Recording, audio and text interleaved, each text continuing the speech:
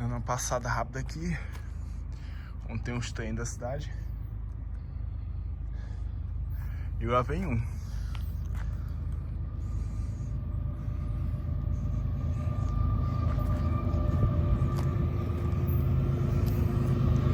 Olha o tamanho do bicho aí, ó.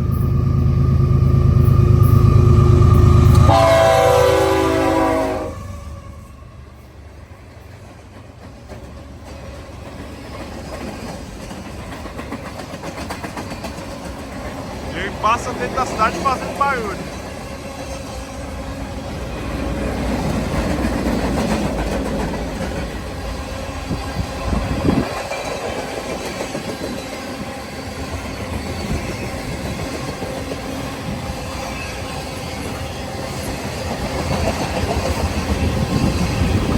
Cada carga desse é do tamanho de um caminhão.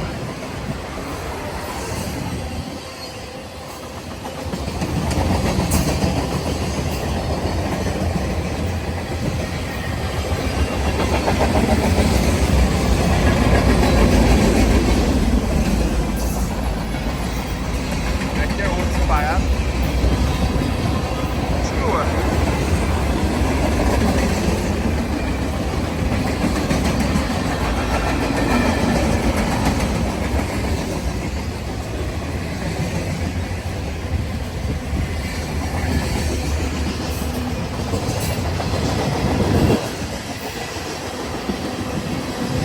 Ah, porra, acabou matando.